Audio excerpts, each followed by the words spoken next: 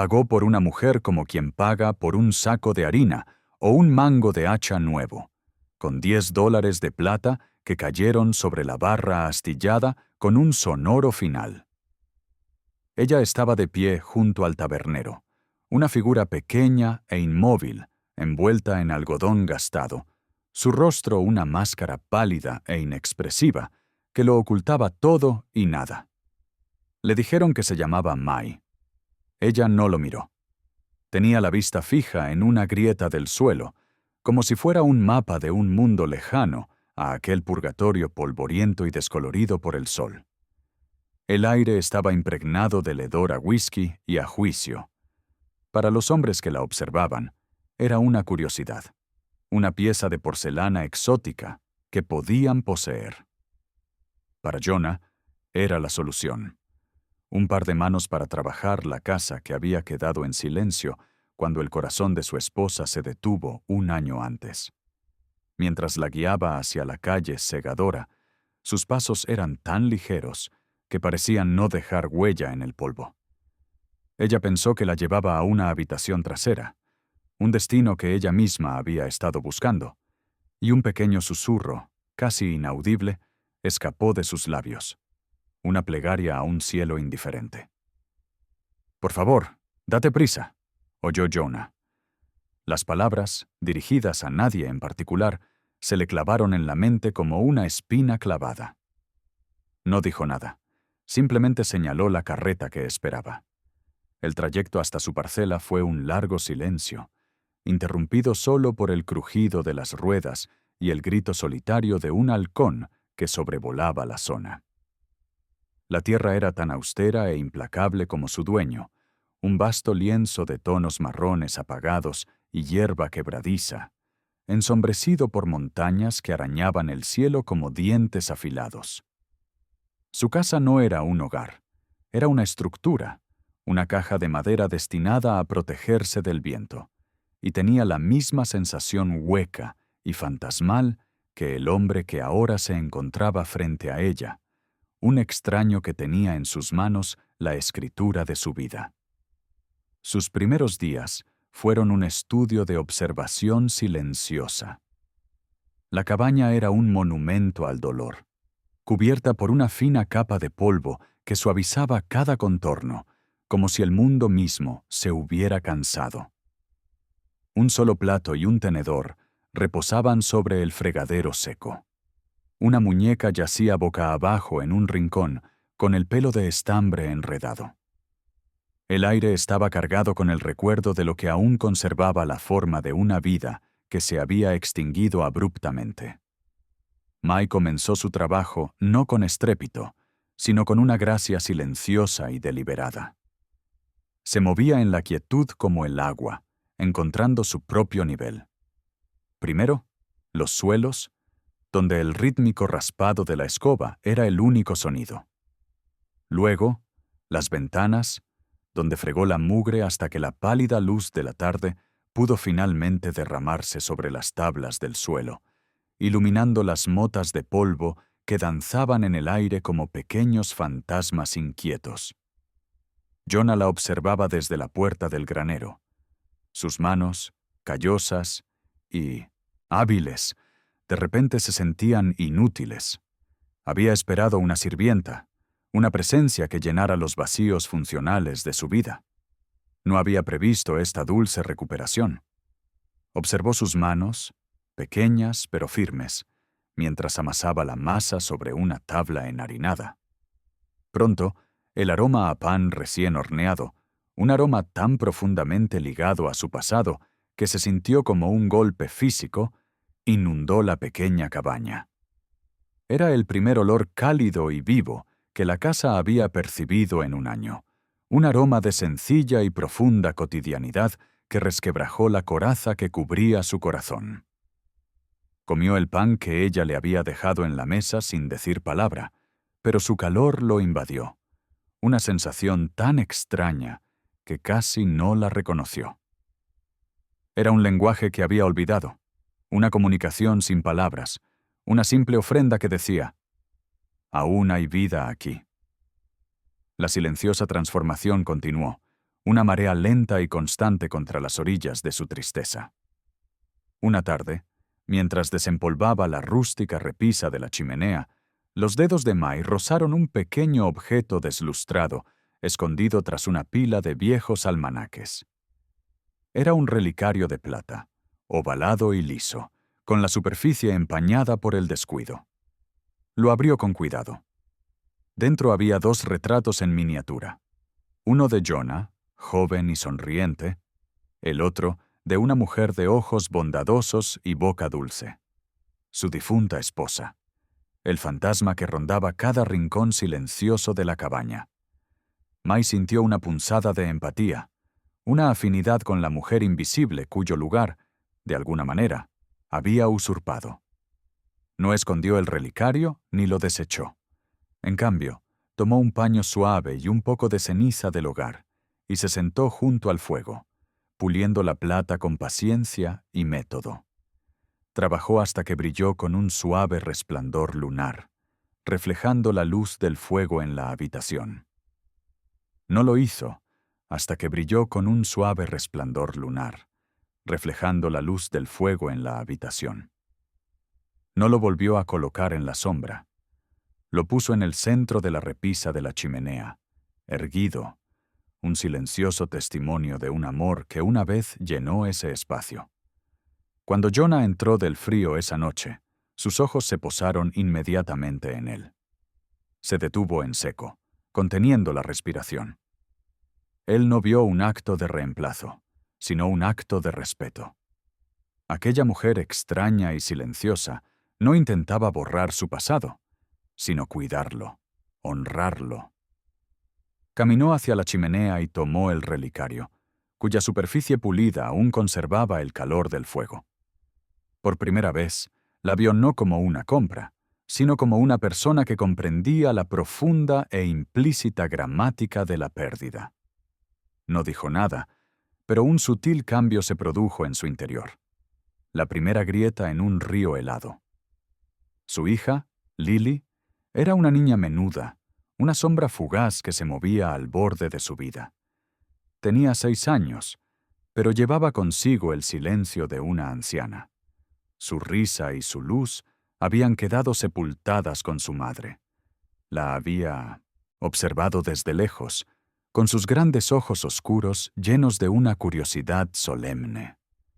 Vio sus movimientos, la delicadeza de sus manos al remendar una cortina o al avivar el fuego en la chimenea. Una mañana, mientras Mai estaba sentada en el escalón del porche, tallando un trozo de madera con un cuchillo pequeño, Lily se acercó. Se quedó a unos pasos de distancia, como una centinela silenciosa, observando cómo las astillas de madera se desprendían para revelar una forma. Mai no habló, no la sobresaltó. Ella simplemente continuó con su trabajo, y cuando terminó, extendió la mano. En su palma yacía un pequeño pájaro de aspecto tosco, con las alas medio extendidas como si estuviera atrapado entre el reposo y el vuelo. Lily dudó un instante, luego dio un paso al frente y tomó el pájaro, aferrándose a la madera con sus pequeños dedos. Era el primer regalo que recibía en un año. Esa noche, mientras Jonah limpiaba su rifle, Lily se acercó a él, aferrada al pájaro de madera. Permaneció en silencio un largo rato, y luego habló. Su vocecita rompió el denso silencio de la habitación con la fuerza de una campana. «Papá», dijo, mirando no a él, sino al fuego, «¿por qué está triste?» La pregunta impactó a Jonah con fuerza física. Había visto el rostro de Mai como una máscara, un lienzo en blanco para sus propias suposiciones. Nunca se había detenido a pensar en la vida, la historia, la tristeza que se escondía tras sus ojos. Su hija, en su inocencia, había visto lo que él se había negado a ver, que la mujer en su casa no era una mercancía, sino un alma gemela a la deriva en un mar de dolor. No tenía respuesta para su hija. El pequeño pájaro de madera se convirtió en un puente. Lily, animada por la silenciosa ofrenda, empezó a pasar más tiempo cerca de Mai. Se sentaba en silencio en el suelo, observándola trabajar, con el pájaro siempre entre las manos. Un día, Mai sacó un simple lazo de cuerda y con unos pocos movimientos hábiles de sus dedos, creó un juego de cuerdas. Los ojos de Lily se abrieron de par en par. Con timidez, extendió la mano, y Jonah le mostró cómo levantar el patrón para crear uno nuevo. Pronto, un sonido suave y vacilante llenó la cabaña, un sonido que Jonah no había oído desde que la helada se llevó las últimas flores del otoño. Era la risa de Lily. No era una risa fuerte ni bulliciosa, sino un delicado y silencioso burbujeo de alegría que parecía flotar en el aire como una promesa. Jonah los observaba desde lejos, a través de la sucia ventana del granero o desde el borde del bosque. Veía a su hija, su niña retraída y fantasmal, volviendo lentamente a la vida bajo el cuidado paciente y tierno de aquella mujer extranjera. Vio cómo el rostro de Mai se suavizaba al mirar a Lily, una calidez genuina que por fin lograba traspasar su estoica máscara. Sintió un nudo de emociones contraerse en su pecho, un profundo y punzante dolor por lo que había perdido, una punzada de culpa por lo que no había podido darle a su hija y un naciente y aterrador destello de esperanza. Empezó a dejar pequeños objetos en la barandilla del porche, donde los encontrarían. Una piedra de río especialmente lisa, una pluma de colores vivos, una manzana silvestre, pulida en su manga. Él nunca reconoció los regalos, y ellos nunca se los agradecieron. Pero entre los tres se estaba gestando un nuevo lenguaje tácito, un frágil ecosistema de afecto construido en el corazón de un mundo desolado. Con la llegada del invierno, el cielo se tornó pesado y gris, del color del hierro viejo. El viento comenzó a susurrar, luego a aullar, arañando la cabaña con dedos invisibles y afilados. Se avecinaba una tormenta, una ventisca de la que los ancianos hablaban en voz baja, de esas que podían sepultar una casa y paralizar el mundo durante días.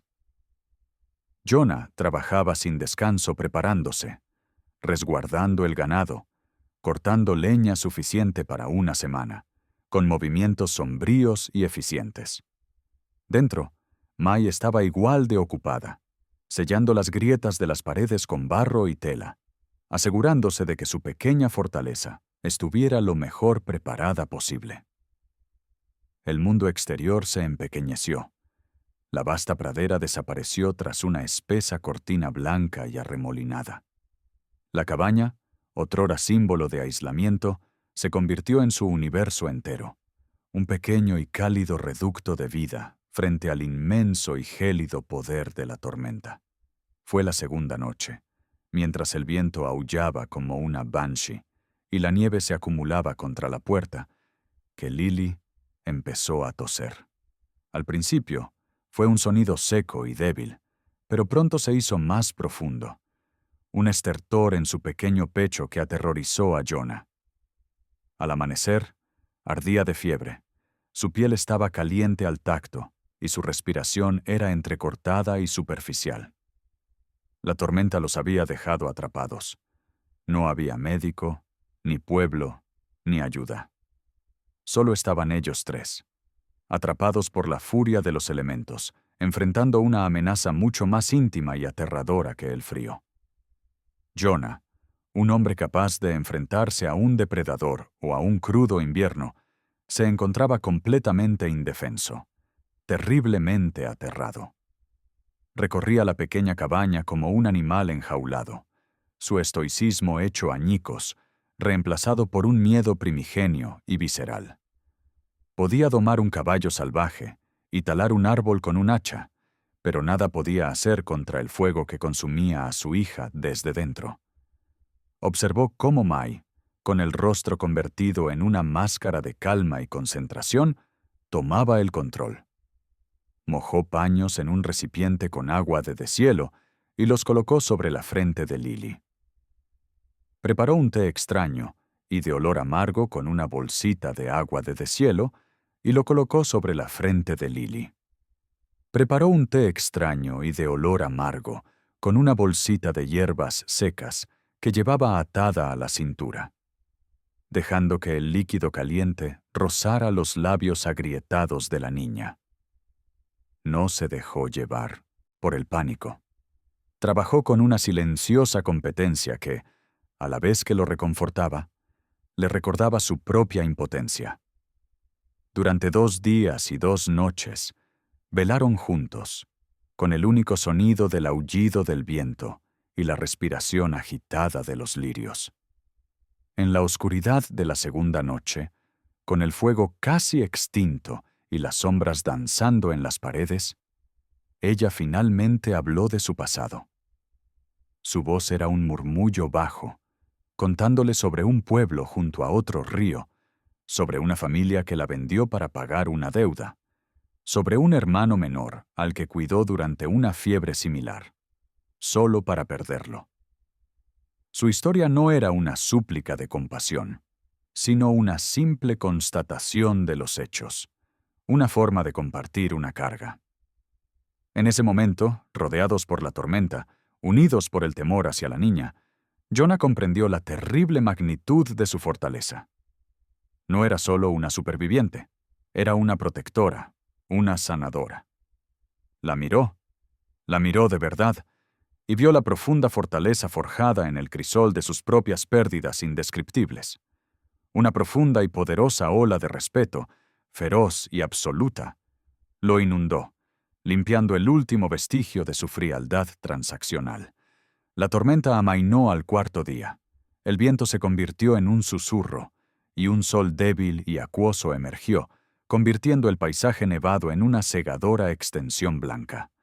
La fiebre de Lily había cedido durante la noche, y ella dormía plácidamente.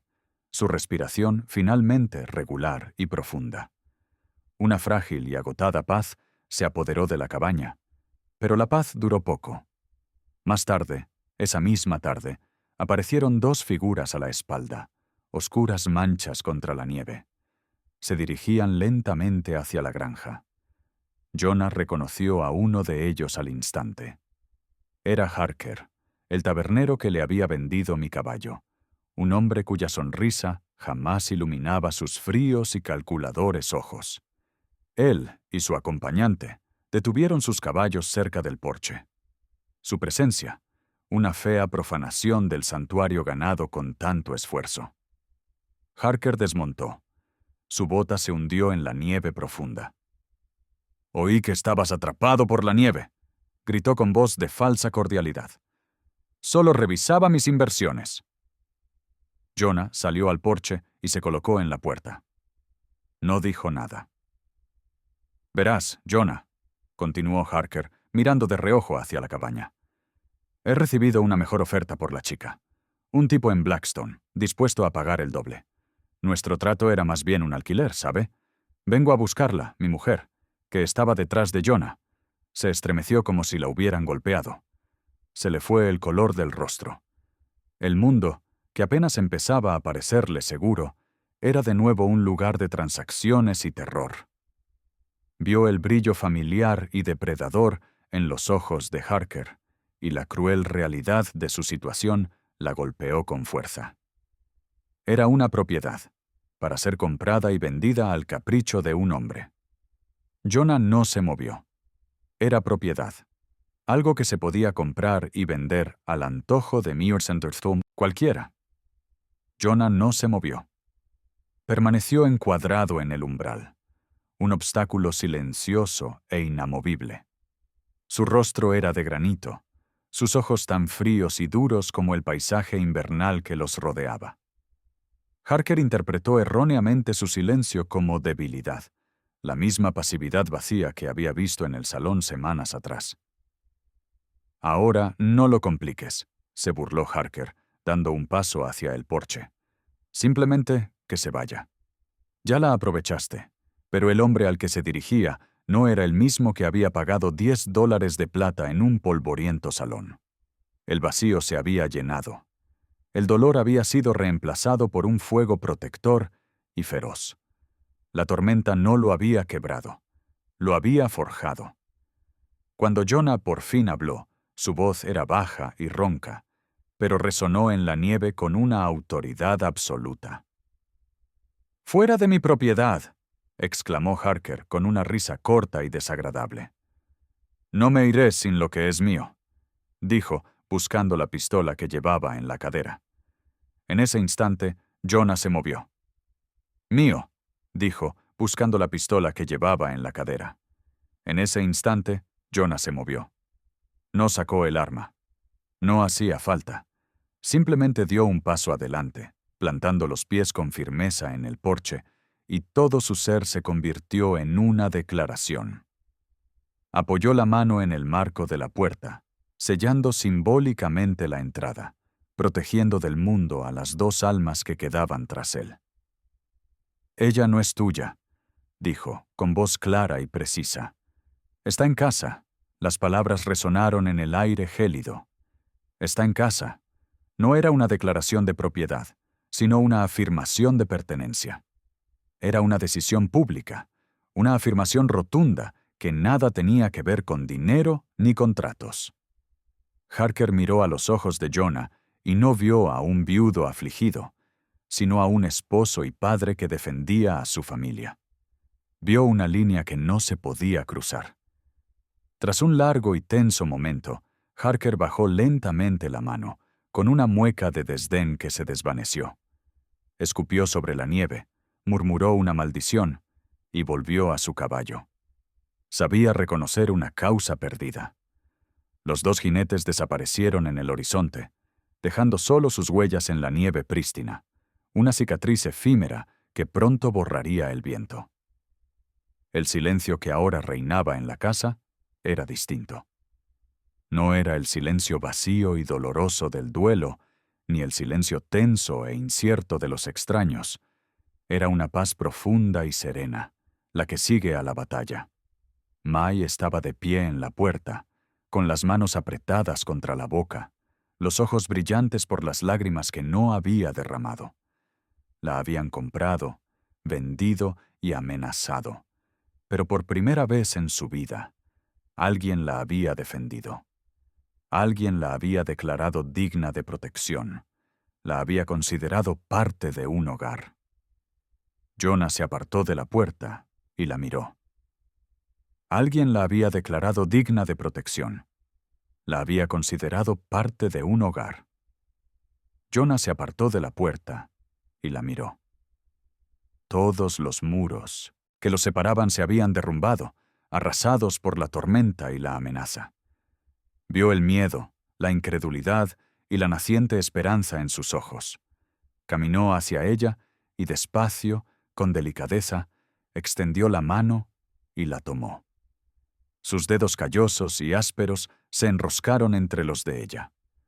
No era un gesto de posesión ni de pago, sino de conexión. Un simple y profundo reconocimiento del vínculo que se había forjado entre ellos en pleno invierno. Más tarde, los tres se sentaron a la mesita y compartieron una sencilla comida de caldo y pan. Un rayo de luz invernal, pálido y tenue, se filtró por la ventana limpia, iluminando el relicario de plata pulida sobre la repisa de la chimenea y el pajarito de madera que descansaba en el alféizar, con las alas siempre listas para alzar el vuelo. La cabaña ya no era una tumba de recuerdos, sino un hogar vivo, palpitante, cálido por un amor silencioso que había echado raíces en la tierra más árida. Un hombre había contratado a una sirvienta, pero en el crisol de un invierno compartido había encontrado una esposa, una madre para su hijo, y el inesperado y milagroso deshielo de su propio corazón helado. La historia de Jonah y Mia nos recuerda que los lazos más profundos a menudo se encuentran en los lugares más inesperados. Es una valiosa lección. El verdadero valor de una persona no se mide en plata ni oro, sino en la fortaleza de su corazón y la bondad que muestra a los demás. Lo que empezó como una transacción, dos almas heridas unidas por un contrato, se convirtió en una familia gracias a silenciosos gestos de cariño, valentía y comprensión. Su historia nos enseña que, incluso tras las tormentas más devastadoras de la vida, la esperanza puede echar raíces y una casa puede transformarse en un hogar con el simple y poderoso acto de elegir amar. Es un recordatorio para mirar más allá de las apariencias y ver la humanidad que compartimos en cada persona que conocemos. Y creer en el poder silencioso de la redención. Gracias por ver este video. Si su historia te conmovió, suscríbete a nuestro canal para ver más contenido inspirador que celebra la fortaleza del espíritu humano. Haz clic en la campanita para no perderte ninguna historia de esperanza y transformación.